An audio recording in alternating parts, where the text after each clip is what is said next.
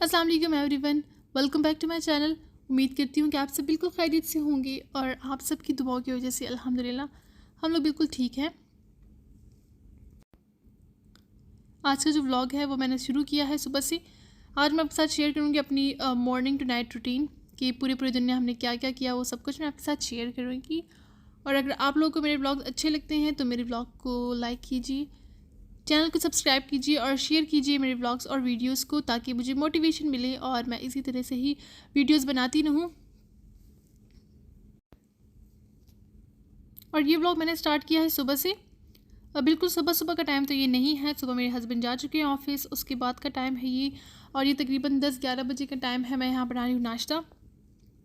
मुझे ख़ुद को यूँ सुबह सुबह नाश्ता करना बिल्कुल भी नहीं पसंद है और मैं ख़ुद नहीं करती सुबह सुबह उठते साथ ही नाश्ता। मैं 1-2 घंटे के बाद ही फिर नॉर्मली नाश्ता करती हूँ। और ये जो है ये मैं बना रही हूँ अपने बेटे के लिए। वो उठते साथ ही सबसे पहले उनको नाश्ता चाहिए होता है, तो ये मैं बना रही हूँ नॉर्मली एग मैंने ले लिया है, उसको मैंने बीट कर दिया है और उसमें सीज़न कर दिया है थोड़ा सा नमक और थोड़ी सी ब्लैक पेपर ये डाल के, और मैंने उसको अच्छी तरीके से बीट कर दिया है। और उसको मैं नॉर्मल जो ऑमलेट बनाते हैं उस तरह से बना लूँगी। बहुत ज़्यादा मैं इसको कुक नहीं करती, मैं हल्का हल्का ही इसको कुक कर लेती हूँ। बहुत सख्त जो उसके साइड्स हो जाते हैं उस तरह से मैं कुक नहीं करती हूँ। यहाँ नहीं, ये नाश्ता बनाने के बाद अपने बेटे को खिलाने के बाद ही मैं फिर अपने लिए नाश्ता बनाती हूँ। और लेकिन मैं ख़ुद अपने लिए, मुझे क्योंकि अंडा खाना बिल्कुल भी नहीं पसंद है और यहाँ की गर्मी आजकल बहुत ज़्यादा गर्मी हो रही है और बहुत फिर अंडा खाने के बाद इंसान को बहुत अजीब फ़ील होता है। मुझे तो बहुत ज़्यादा अजीब ही फ़ील होता है, क्योंकि उसके बाद मुझे हार्ट पेन होता है और अजीब सा नोज़िया सा होता है, क्योंकि बहुत ज़्यादा गर्मी है। और यूजुअली एग जो होता है वो बहुत गर्म होता है, तो इसलिए मैं नहीं खाती। लेकिन अल्टरनेट डे पे मैं अपने बेटे के लिए बना लेती हूँ, क्योंकि उसको पसंद है और मुझे बिल्कुल भी नहीं पसंद। मेरे बेटे को जो है वो नाश्ते में कोई ना कोई ड्रिंक चाहिए होती है, चाहे वो लस्सी हो, चाहे वो जूस हो, चाहे वो कुछ भी हो, चाहे वो रूह अफ़ज़ा और दूध हो, लेकिन कुछ ना कुछ चाहिए होता है। यूजुअली मैं उसको जूस नहीं देती, या लस्सी बना लेती हूँ या दूध में थोड़ा सा रूह अफ़ज़ा डाल के दे देती हूँ। लेकिन यहाँ उसने फ्रिज में जूस देख लिया था, तो वो अभी मांग ही रहा था, तो मैंने जूस ही दे दिया अभी उसको। बेटे को नाश्ता खिलाने के बाद मैं फिर वापस किचन में आ गई थी और अब मैं बना रही हूँ अपने लिए नाश्ता। तो यहाँ पे जो है मैं सबसे पहले मैंने एक पेड़ा ले लिया है, उसको मैं बना लूँगी। और उसको थोड़ा सा हाथ से बड़ा करने के बाद मैं थोड़ा सा बेलन से बड़ा कर लूँगी।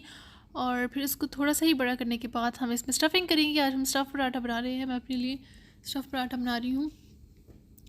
और यहाँ जो पराठा है वो मैंने इसमें शामी कबाब की स्टफ़िंग की हुई है, क्योंकि मेरे पास शामी कबाब भी पड़े हुए थे, तो मैंने कहा चलिए इसी की स्टफ़िंग कर लेते हैं। तो शामी कबाब की स्टफ़िंग करने के बाद हम इस तरह से पराठे को फिर बंद कर देंगे।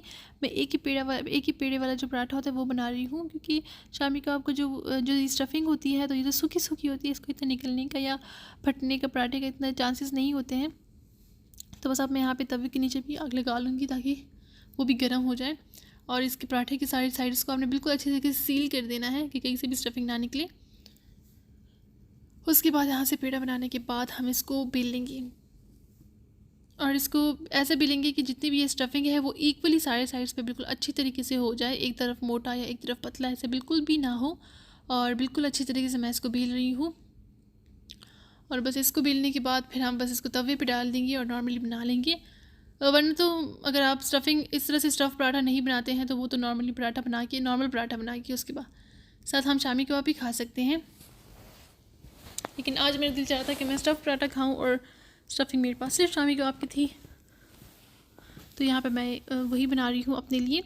जब तक पराठा बन रहा है तब तक हम शेल्फ़ वगैरह बिल्कुल साफ़ कर लेंगे। इसके ऊपर एक बार कपड़ा वगैरह फेर लेंगे, ताकि जितना भी ये आटा वगैरह गिरा हुआ है और सारी चीज़ें हैं वो अच्छी तरीके से क्लीन हो जाए। यहाँ पे सरफेस वगैरह भी मैं क्लीन कर लूँगी, क्योंकि फिर यहाँ पे ये चीज़ें पड़ी रहें और फिर आप भूल जाते हैं। क्योंकि मैं नाश्ता वगैरह बनाने के बाद फिर मैं सफाई वगैरह कर लेती हूँ घर की, और झाड़ू और जो मोपिंग वगैरह होती है वो मैं कर लेती हूँ। तो यहाँ पे जब तक हमारा पराठा बन रहा है तो यहाँ पे मैं बना लूँगी अपनी थोड़ी सी लस्सी। और यहाँ मैंने ले ली है योगर्ट, यहाँ पे मैं जूसर में योगर्ट डाल दूँगी और साथ में ही उसके साथ बना लूँगी मैं। और उसके बाद मैं इसमें डाल दूँगी थोड़ा सा पानी और चीनी, क्योंकि मैं मीठी लस्सी बना रही हूँ, नमकीन नहीं। और यहाँ मैं बॉटल से पानी डाली थी तो वो थोड़ा सा नीचे भी गिर गया है। और साथ में मैं डाल दूँगी इसमें पानी अपने हिसाब की आप डालें, आप जितनी गाढ़ा पसंद करती हैं जितनी पतली। लेकिन जिसमें चीनी वाली जो लस्सी होती है मीठी, वो थोड़ी सी गाढ़ी अच्छी लगती है, वो पतली बिल्कुल भी अच्छी नहीं लगती। और जो नमकीन होती है वो थोड़ी सी पतली अच्छी लगती है, वो गाढ़ी अच्छी नहीं लगती। तो यहाँ जो है मैंने लस्सी में चीनी भी डाल दी है, टेस्ट के अकॉर्डिंग डालें। अगर आपको मीठी नहीं पसंद तो आप नमकीन बना लें, लेकिन मुझे नमकीन इतनी ख़ास नहीं पसंद, मुझे मीठी ही पसंद है। तो और साइड में जो है मेरा पराठा बहुत अच्छे तरीके से बिल्कुल फूल चुका है, और बिल्कुल हमें अच्छे तरीके से साइड से इसके ऊपर ऑयल लगा के इसको अच्छी तरीके से पका लेंगे।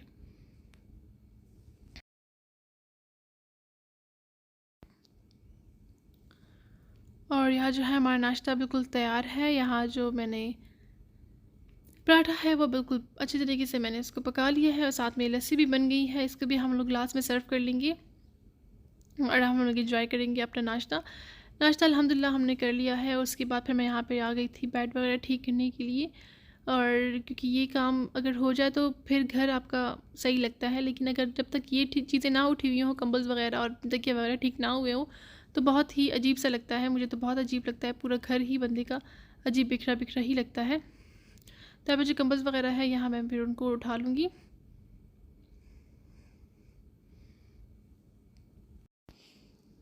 और कंबल वगैरह उठाने के बाद मैं फिर ठीक कर दूँगी बेडशीट वगैरह, बिल्कुल मैं अपनी क्लीन और ठीक कर दूँगी।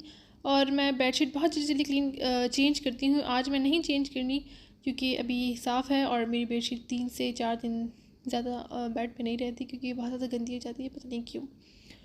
और यहाँ जो है हम बस ये जो चीज़ें हैं सारी हम लोग बेड से उठा लेंगे। फीडर वगैरह, दूध वगैरह सब कुछ हम लोग बेड से उठाने के बाद, ये अभी देखिए मैंने बेड बिल्कुल ठीक कर दिया है।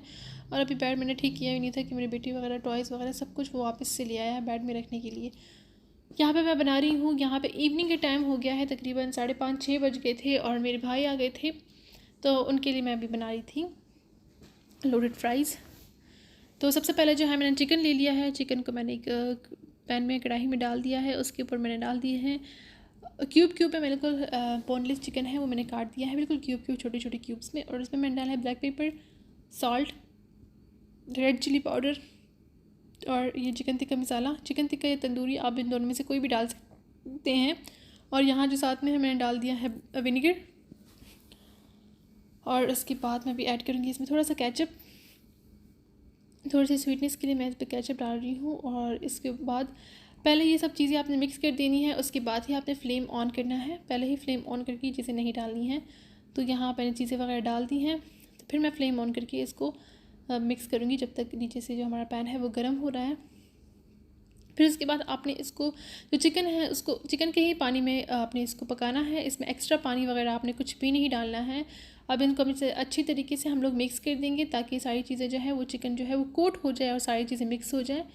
तो अब जो है हल्की आंच पे हम पहले इसको रखेंगे कि थोड़ा सा चिकन है वो अपना पानी रिलीज़ करे, और ये सारा जो चिकन है ये अपने पानी में ही कुक हो जाए, हमें एक्स्ट्रा कोई भी पानी वगैरह डालने की ज़रूरत ना पड़े।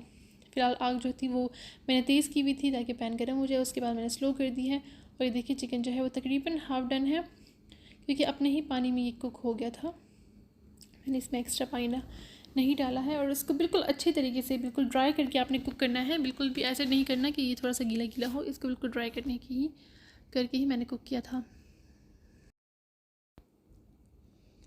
इसमें भी थोड़ा थोड़ा पानी है, और मैंने इसको बिल्कुल हल्की आंच पे दम पे रख दिया था। और फिर जब मैंने इसको ढक्कन हटाया तो बिल्कुल कुक हो चुका था। कुक क्या हो गया था, थोड़ा थोड़ा नीचे से इसमें तो बिल्कुल इतना ड्राई हो गया था कि नीचे से थोड़ा थोड़ा लग गया था। चिकन जो है वो हमारा बिल्कुल डन हो चुका है। इसके बाद हम बनाएंगे वाइट सॉस, क्योंकि जो लोडेड फ्राइज़ होते हैं उसके लिए जो हम लोग सिर्फ 3 ही स्टेप्स हमें करने पड़ते हैं। वो होते हैं सबसे पहले तो चिकन बनाना, और उसके बाद जो है वाइट सॉस बनाना, और उसके बाद जो है फ्राइज़ बनाना। तो फ्राइज़ के लिए तो आलू वगैरह मैंने पहले ही काट लिए थे, और उसको मैंने पानी में रख दिया था ताकि वो ब्लैक ना हो। और चिकन भी मैंने बना लिया था। और अभी जो है मेरे भाई नहीं आए थे, उनने आना था, इसलिए मैंने कहा चलिए लोडेड फ्राइज़ ही बना लेते हैं। और मैंने स्टेप्स वगैरह जो है वो पहले से ही कर लिए थे, और उनके आने के बाद मैंने सिर्फ फ्राइज़ जो है वो बना लिए थे और उनको फिर सर्व कर दिया था। तो यहाँ जो है मैंने ऑयल डाल दिया था सबसे पहले सॉस पैन में। उसके बाद मैंने डाला था बटर मेरा जो है वो सॉल्टेड बटर था, अनसॉल्टेड बटर नहीं है। तो जब मैं नमक डालूँगी तो मैं बहुत कम नमक डालूँगी, ज़्यादा नहीं डालूँगी मैं यहाँ पे नमक वगैरह। तो बटर में फिर मैंने डाल दिया था यहाँ पे मैदा, 1 चम्मच ही मैंने मैदा डाला था। उसको मैं अच्छी तरीके से भूनूंगी, इतना भूनूंगी कि ये बिल्कुल हल्का सुनहरा सा ब्राउन होने लगे। और जो है इसकी अच्छी सी खुशबू आने लगी कि हाँ ये बन रहा है। और इसकी ऐसी खुशबू आती है जैसे बंदा हलवा बनाता है, वैसे ही इसकी खुशबू आने लगती है। उसके बाद मैं इसमें डालूँगी मिल्क। मिल्क जो है वो मैं बहुत थोड़ा सा पहले डालूंगी, क्योंकि एकदम बहुत ज़्यादा मिल्क डालने से ये एकदम लम्स लम्स बन जाते हैं और अजीब सा वाटरी सा और लंबी लंबी सा बनता है, वो बिल्कुल भी सही नहीं होता। यहाँ पे मैंने आग बिल्कुल स्लो कर दी है, मुझे लग रहा था कि थोड़ा थोड़ा जो है वो नीचे से लग रही है ये सॉस। और उसके बाद फिर मैं और मिल्क डालूँगी, और आप जो है वो अपने हिसाब से करें कि आपको सॉस कितनी थिक या कितनी थिन चाहिए। मुझे बिल्कुल नॉर्मल चाहिए थी, मुझे ना बहुत ज़्यादा थिक और ना ही बहुत ज़्यादा थिन चाहिए थी, बिल्कुल नॉर्मली मुझे चाहिए थी। और यहाँ मैं इसको स्पून से कर रही हूँ और मुझे फ़ील हो रहा था कि बिल्कुल भी स्पून से नहीं हो रहा है, और क्योंकि उसमें और लम्स लम्स वगैरह अजीब सा बन रहा था, तो मैंने कहा चलिए इसको विस्क से करते हैं। और विस्क से करने के बाद ये बिल्कुल स्मूथ होना शुरू हो जाता है। तो बिल्कुल स्मूथ हो गया था और मैं बिल्कुल इसको अच्छी तरीके से फेंट रही थी ताकि कोई भी लम्ब हो बिल्कुल ख़त्म हो जाए। और देखिए ये बिल्कुल स्मूथ हो गया, इसमें कोई भी लम्ब नहीं है। इसके बाद जो है इसको हम लोग नॉर्मली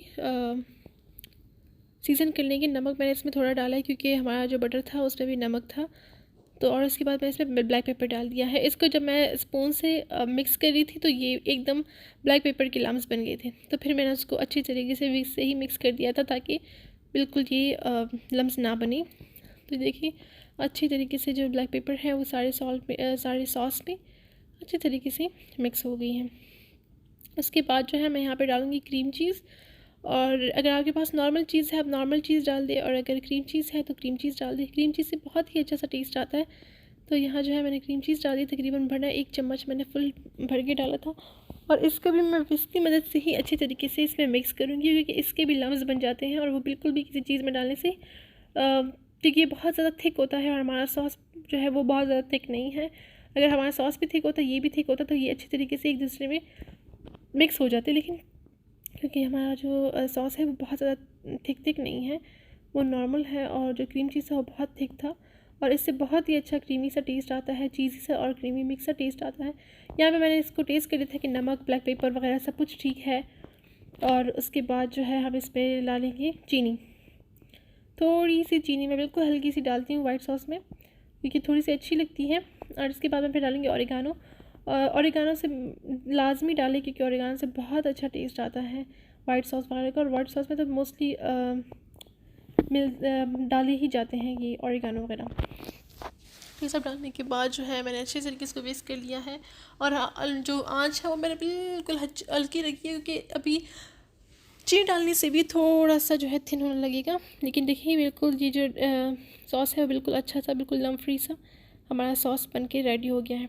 उसके बाद मेरे भाई आ गए थे, तो मैंने कहा चले फ्राइज़ भी हम लोग आलू भी फ्राई कर लेते हैं। आलू मैंने काट के पहले रख लिए थे पानी में, तो यहाँ पे मैं फ़्राइज़ को अच्छी तरीके से फ्राई कर रही हूँ।